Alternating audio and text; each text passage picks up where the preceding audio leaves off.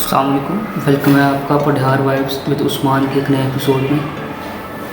Daily घर से खाना लाना और दोपहर को ऑफिस में बैठ के खाना, काफ़ी बोर हो गए थे इस बात से, तो हमने सोचा कि आज बाहर का खाना खाते हैं। सोचना क्या था, बाइक्स निकाली और अपने अपने मोटरसाइकिल पर बैठ कर बाइक को छोड़ दिया। दोपहर का टाइम था, काफ़ी गर्मी थी, लेकिन मोटरसाइकिल पर हवा के अच्छे झोंके लग रहे थे, जिससे गर्मी का एहसास थोड़ा कम हुआ। कुछ प्लान नहीं किया था कि हमने क्या करना है, क्या खाना है। सब अपनी अपनी राय पेश कर रहे थे और किसी एक बात पे इत्तेफाक नहीं हुआ। एक कुलीग ने कहा कि आओ तुम्हें पुराने हासिल दूर से एक ऐसा खाना खिलाता हूँ, तो तुमने पहले तो खाया होगा लेकिन तुम्हें वो याद होगा कि वो खाना कैसा था। सो उसकी बात मानी, सोचा अच्छा खाना होगा, दोस्त कह रहा है। पुराने हासिलपुर की तरफ निकल गए। रास्ते में देखते हैं बिहाड़ी रोड पर काफ़ी सफाई की गई है। हासिलपुर की नई इंतज़ामिया और म्यूनसिपल कमेटी ने काफ़ी अच्छा काम किया है। जगह जगह 14 अगस्त की मुनासबत से झंडे लगे हुए थे। काफ़ी सफ़र करने के बाद हम पहुँचे जी अलखैर शेर मोहम्मद होटल पर। हासिलपुर के अवाम को पता होगा कि अलखैर शेर मोहम्मद होटल कितना फेमस है। शेर मोहम्मद और शेरू या बाबा शेरू पुराना हासिलपुर अड्डे से थोड़ा सा आगे लेफ़्ट था साइड पे। अंदर जाकर हम 6-7 लड़के थे, इसमें एक टेबल पर पूरा नहीं आए। वेटर भाई को कहा कि आप 2 टेबल इकट्ठे करते हैं, तो 2 टेबल इकट्ठे करवा कर हम उधर बैठ गए। अब इधर आकर मसला ये हुआ कि हमें पता ना चले हमें ऑर्डर क्या देना है। कोई कहे कि मैंने कढ़ाई खानी है, चिकन खाना है, तो कोई कहे मैंने मटन खाना है, कोई बीफ। तो एट द एंड डिसाइड ये हुआ कि हमने 2 किलो चिकन कढ़ाई करवाना है। ऑर्डर देते साथ ही 5 मिनट के अंदर हमारी टेबल पर सलाद और रायता आ गया। तो देखने में तो अच्छा लग रहा था, लेकिन टेस्ट उसका बस नॉर्मल था। सब ने अपनी अपनी रायते की कटोरी उठाई और सलाद के ऊपर नींबू छिड़क खाना शुरू कर दिया। जब तक ये सब सलाद खा रहे हैं, मैं आपको एक कहानी सुनाता हूँ। एक बार महमूद गजनवी ने अपने एक वज़ीर जिसका नाम अयाज था उसको बुलाया और उसको कहा कि अयाज सुनो, मुझे पता है तुम बहुत समझदार आदमी हो, लेकिन मैं तुम्हारा एक इम्तिहान लेना चाहता हूँ। अयाज ने कहा ठीक है, बात ज़रूर बताएं, मैं आपके लिए क्या कर सकता हूँ। अयाज ने जब ये कहा तो महमूद गजनवी ने उसको एक पत्थर थमा दिया। महमूद गजनवी ने कहा कि ये पत्थर ले जाओ और जहाँ मर्जी ले जाओ, लेकिन इस पर एक ऐसी इबारत लिखकर लानी है कि जब मैं खुश हूँ तो वो मुझे उदास कर दे, और जब मैं उदास हूँ तो वो इबारत पढ़कर मेरे चेहरे पर मुस्कुराहट आ जाए या मुझे दिली सुकून हो जाए।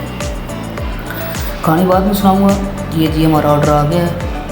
ऑर्डर देखें जी, 2 किलो कढ़ाई माशाल्लाह बहुत अच्छी तरीके से सर्व की गई है।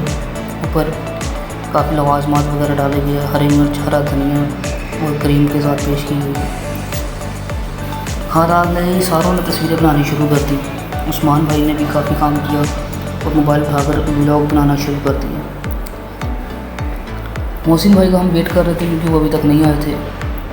सो कहानी में आगे बढ़ाते हैं। तो अयाज ने जब देखा, चले पहले आप ऐसे करें, व्यू चेक करें, माशाल्लाह बहुत ही ज़बरदस्त, बहुत ही लजीज और आउटस्टैंडिंग किस्म की कढ़ाई नज़र आ रही थी। सिर्फ कढ़ाई देखने में अच्छी नहीं थी, टेस्ट करने में भी अच्छी थी, लेकिन वो हमें उस वक्त पता चला जब हमने टेस्ट की। दोस्तों का वेट करते हुए कढ़ाई ठंडी हो रही थी, लेकिन फिर भी हमने सोचा कि जब तक सब इकट्ठे नहीं होंगे तो स्टार्ट नहीं करेंगे। कढ़ाई खाने के बाद आप देख सकते हैं हमने माशाल्लाह से दोनों प्लेटें खाली कर दी हैं, और हम फिर भी देख रहे हैं कि शायद कहीं से कुछ मिल जाए। अब आपको चेक करवाते हैं, अंदर का माहौल चेक करें। उस्मान भाई माशाल्लाह वीडियो बना रहे हैं, शाहिद भाई, वकार भाई, अंश भाई, सारे ने काफ़ी एंजॉय किया। जब सब खुशगपियों में मसरूफ़ हैं तो मैं आपको कहानी मुकम्मल करता हूँ।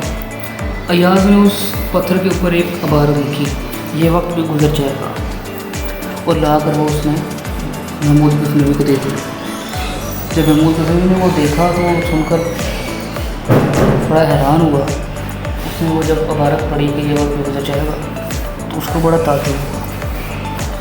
उसने अयाज को कहा कि यार ये तुम क्या लिख लाए हो। अयाज ने कहा बादशाह सलामत, ये एक इबारत ऐसी है कि आप इसको जिस भी मूड में देखेंगे आपका मूड उससे उल्ट हो जाएगा। जब आप खुश होंगे और आप पढ़ेंगे कि ये वक्त भी गुजर जाएगा, तो आपको अपने फ्यूचर में आने वाली मुसीबत के बारे में सोचकर आपको बेसी परेशानी होगी। लेकिन अगर आप उस वक्त दुख में होंगे तो आप सोच रहे होंगे कि ये क्या मुसीबत आन पड़ी है, और मुसीबत में आप ये पढ़ेंगे तो आपको ये पता चलेगा कि फ्यूचर में मेरे साथ अच्छा भी हो सकता है। तो ये ऐसा सबक है जो हमें सीखना चाहिए कि वक्त कभी भी एक सा नहीं रहता, कभी अच्छा कभी बुरा कभी नॉर्मल, ये सब ज़िंदगी के साथ चलता रहता है। उसके बाद हमने फिर चाय ऑर्डर की। चाय देखने में तो ठीक लग रही थी। श्याम भाई ने कहा कि चेक करने, यार मुझे टेस्ट अच्छा नहीं लग रहा। तो सूंघ के चेक की, ये स्मेल कैसी आ रही है, लेकिन अच्छी टेस्ट था, अच्छी स्मेल आ रही थी। सबने हमने अपनी अपनी चाय पी। टाइम देखा तो ऑफिस का टाइम भी काफ़ी बढ़ गया था। ब्रेक हमें घंटे भी होती है, लेकिन हमें इधर होटल में घंटे से ज़्यादा हो गया था। तो हमने स्पीड लगाई और जल्दी जल्दी अपनी अपनी चाय ख़त्म की। माशाल्लाह आप देख सकते हैं बैकग्राउंड काफ़ी अच्छा आ रहा है और हम सब बैठे हैं अपनी अपनी चाय एंजॉय कर रहे हैं। सर चाय एंजॉय करने के बाद सबने अपने अपने मोटरसाइकिल निकाले और ऑफिस की तरफ रवाना हो। मोटरसाइकिल स्टैंड पर क्योंकि काफ़ी रश था, अलखैर शेर मोहम्मद होटल काफ़ी मशहूर है, तो इसलिए यहाँ लोगों का रश लगा ही रहता है। तो सबने अपनी अपनी बाइक्स निकाली, उस पर सवार हुए और वापसी की तरफ चल दिए। खाना खाने के बाद थोड़ी सी गर्मी का एहसास हो रहा था, तो हमने कहा कि वापसी पर जाते हुए मोटरसाइकिल थोड़ी सी स्पीड से चलाएंगे ताकि हवा लगी और पसीना वगैरह खुश्क हो। मुसल भाई ने अपना मोटरसाइकिल निकाला, मोटरसाइकिल भाई के पीछे बैठे और हमने वापसी की तरफ सफ़र शुरू कर दिया। माशाल्लाह बहुत ठंडी हवा लग रही थी, और जब सैर होकर खाना खाया हो तो बंदे को अच्छा भी फील होता है। बस कोशिश ये थी कि ऑफिस में जाकर हमें नींद ना आए, क्योंकि हमने काम करना होता है। ऑफिस में पहुँचे, ऑफिस का दरवाज़ा खोला और सब दोस्तों ने जाकर ऑफिस में काम शुरू किया।